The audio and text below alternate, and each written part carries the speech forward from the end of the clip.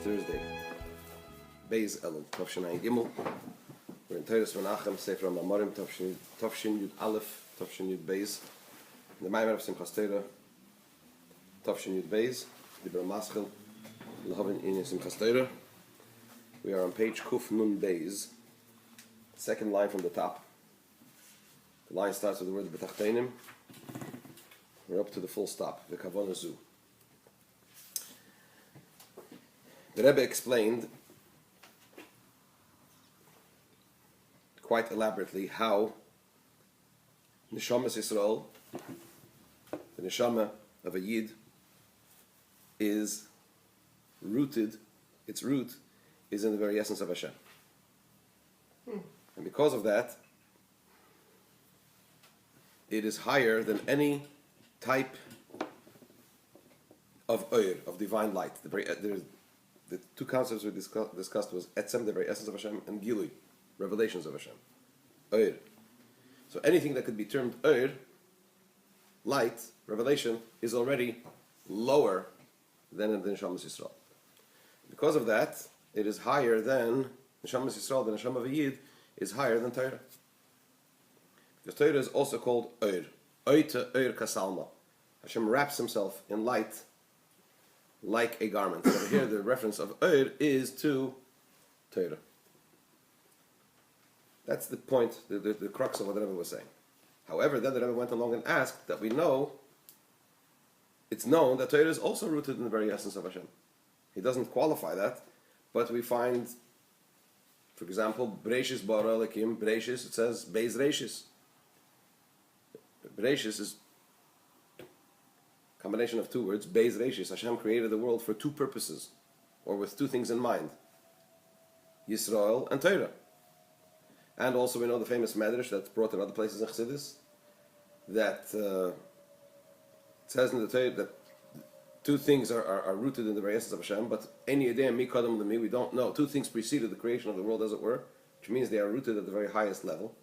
We don't know which comes first, Yisrael or Torah. And there's a discussion as to which one is higher. However, the bottom line is that Torah is mushrish, is rooted in the very essence of Hashem as well. So yes, basically the idea is that there is Torah as it comes down lower, as oir, as gilui, as revelation, but it's also rooted in the very essence of Hashem.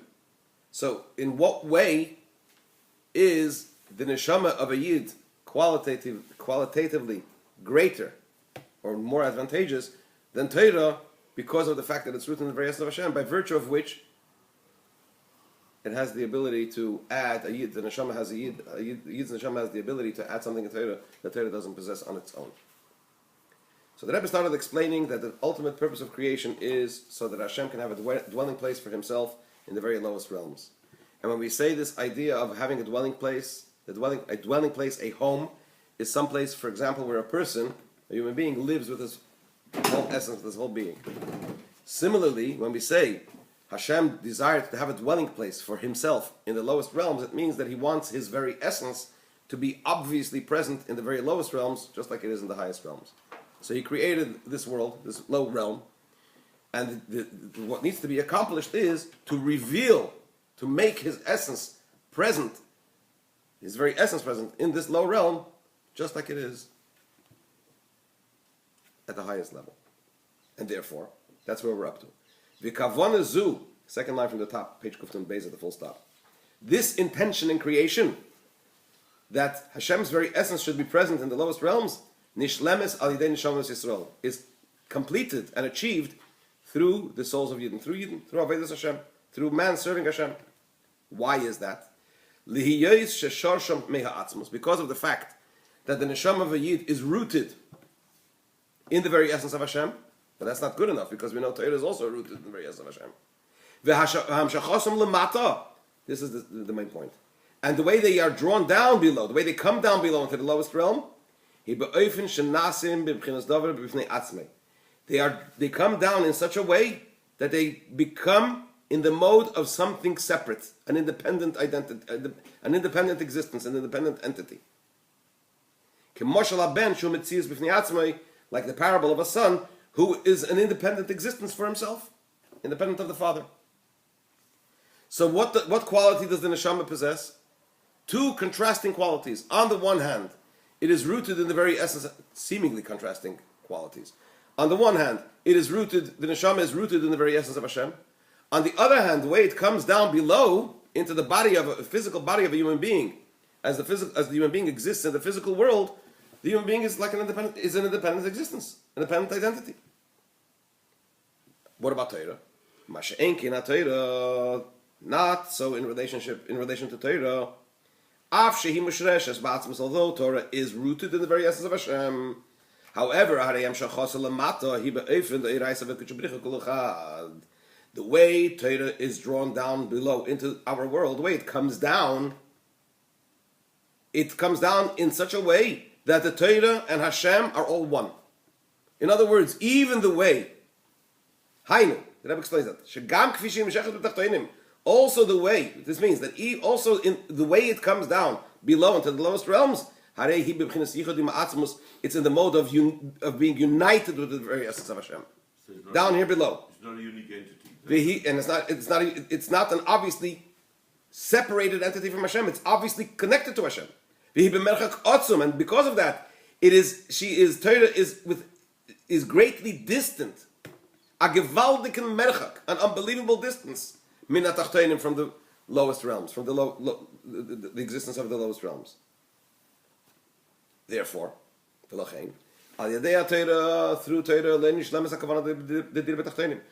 Torah alone, the Hashem's ultimate purpose in creation, ultimate intention in creation, which is what? To have a dwelling place for His very essence in the lowest realms, will not be fulfilled through Torah alone. Why?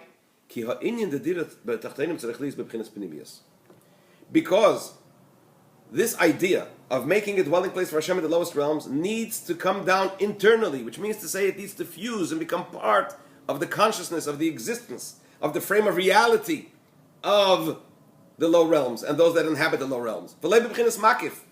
Not just hover around them or be detached from them. To have a relationship but in a more circular form. And the Rebbe goes back to the example of a dira of a home. Just like in the home of a person, when a person lives in his home, he's not detached from his home. He lives there internally, not only physically internally, but he is fully present in his home. So, since the way the Torah comes down here below, it comes down below into the lowest realms in a mode where it remains distant, not only distant, but tremendously distant, greatly distant from those below, from those in the lowest realms. This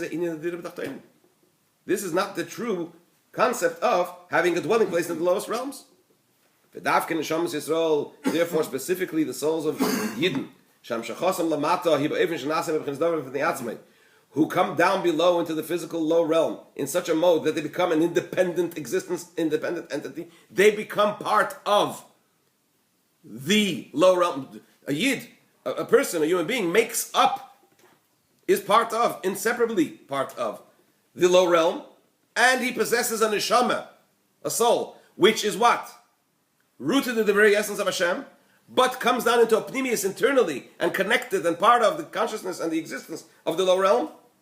The although it remains rooted in the very essence of Hashem, the way they come down below, the soul becomes fused with the body internally. So it comes down below in such a way into the lowest realm that it becomes an independent existence, independent entity, and part of the low realm. Therefore, therefore, specifically through the neshama, the soul, rather than the Torah, that is what ultimately accomplishes the task of making a dwelling place for Hashem. Why it is so? Why is it indeed that the soul of a Yid comes down below? In other words, both the Torah and the Neshamas Yisrael and souls are rooted in the very essence of Hashem. The difference is in what happens to them once they come down below. Neither of them lose that connection to their source, and therefore the power possessed within their source, right? The question, though, is in what mode do they appear down here below? And the Neshamas Yisrael, because they are part and parcel of the low realm, they are actually part of the building blocks of the low realm, because they come into a physical body to such an extent that they become part of it. Therefore, that specifically they have the ability to accomplish ultimately the purpose of creation, which is to have a dwelling place for Hashem. Of course, we need the Torah as well. So did Adam Rishon have the Torah then? If Hashem's purpose, if Hashem wanted to have the low, then, or was that part of Adam Rishon, or was that then removed from him after he sinned? It says in Chassidus that Hashem, when it says in the Torah, "Vayecheyu Hashem began Eden la'avda u'lishamra," Hashem placed Adam in the Garden of Eden to work the garden and to guard the garden, to keep the garden. So it says la'avda zum mitzvahs asay, to work it. That's a reference to the positive commandments. U'lishamra, to guard it. That's a reference to the inactive commandments, the negative commandments, the mitzvahs leisasay. Whether he put, well, first of all, he had a mitzvah not to eat from the Garden of Eden. Okay? He had difficulty with one. But the point being, the way Hashem built the relationship with this world in terms of having the Torah given into this physical world to be fulfilled was in a staged form. It was gradual. It happened in the year 2448 after creation, right? What would have happened if Adam wouldn't have sinned? I don't know. Would he have given the Torah on day one? I don't know. But this is more about the process rather than the essence. The bottom line is the world was created in order to make a dwelling place for Hashem in this physical world through the fulfillment by human beings of the Torah that Hashem has given. That's the crux of it. And over here he points out very eloquently why an neshama ultimately, it's the human being, the soul of the human being, that ultimately is the one that fulfills that purpose in creation, of course, through fulfilling the Torah. But that's the ultimate. And therefore, higher. Therefore, the soul of the soul is, in this sense, greater than the Torah. Valpiza, that's just the punchline. And as the Rebbe concludes, Valpiza, according to this, Yuvan, will be understood, this concept that a Yid, that the Jewish people make the Torah happy, which means to say Hainu. What does it mean they make the Torah happy? The Rebbe defines that. Making the Torah happy means that they draw into the Torah an additional divine light. They add something into the Torah that the Torah on its own doesn't possess. Commission is as explained before, as the Rebbe explained earlier at the end of in the first section of this chapter Gimel, that they draw down into a Torah, into the wisdom of Torah, the idea of the light of Torah. The Rebbe explained that Torah has two components to it: the fact that Torah is wisdom, Hashem's wisdom, and also the fact that it's divine light. Wisdom is already a more defined type of emanation. Light is a more esoteric, higher type of emanation. So they draw into the wisdom of Torah, the divine light of Torah. Is beyond this also also into the higher level of Torah, which is the light, the divine light of Torah. They draw into that from the very essence of Hashem. Why is that? This is so because it is specifically the Yid, the soul of man, as it comes down into the body, that could complement and bring to fruition Hashem's ultimate intention and creation of making a dwelling place for him in these lowest realms. Just another few lines. Chapter 4. With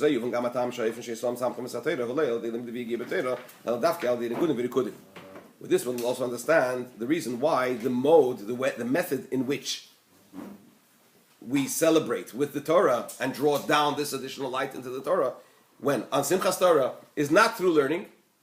If we are celebrating the Torah, right, why don't we have a big shiur and learn Torah for 24 hours? No, we don't do that. What do? The Torah is closed, and we sing and we dance. Why is it like this? According to this, we'll understand why. First, by prefacing the explanation, to add explanation into this verse from Yeshaya that the Rebbe quoted before, upon which all this is based. All that is called with my name and for my honor, I have created, I have formed, I have even made. When you say af, the word af, even, hifsik inyan, it interrupts. It stops. That's like a gap in the idea, in the thought process. What does it mean? It's like in a separate category. But also vitzartiv, creation and forming, follow from one another. Then you have af, hifsik inyan, interruption, and you say asisif. I've made it. What does it mean? You interrupt, and it's in a separate category. It's in a separate bracket. So you would think, on the surface, and not only you think on the surface, it seems asisiv is much lower, right? I have action, the bottom line, the lowest realm.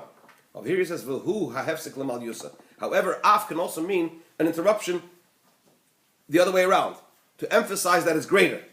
The af, the interruption is there, the gap there to separate this from the others, is to indicate that it's on a much higher level than those levels that were enumerated before. What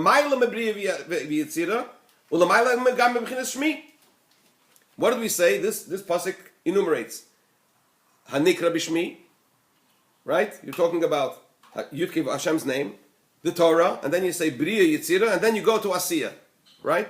The lowest realm. So he says that in the lowest realm, in this sense, it expresses its qualitative advantage to such a great extent that it's so much beyond the preceding levels that you have to put in a gap in between the preceding levels and it. What does it indicate? Because this is a reference to the actual making present and reveal the very essence of Hashem. And that is why it says af asisiv, that gap, and asisiv, I have made it in the world of action. Meaning to say, shenimshich dafka al inyan asiya. Because the very essence of Hashem is connected to the very lowest level, and one manifests the very essence of Hashem and reveals the very essence of Hashem specifically through action, in the world of action, in our lowest realm. And the Rebbe is going to explain, as we go along, why this is so, and he'll give another interpretation into the word asisiv. But the bottom line is, through a Yid serving Hashem in this lowest realm, he complements Hashem's intended purpose in creation to draw down his very essence into the lowest realm. Specifically, it's a soul of a human being that has the ability to do that, and in that sense it's greater than the Torah. It has the ability to introduce into the Torah elements that the Torah doesn't possess on its own.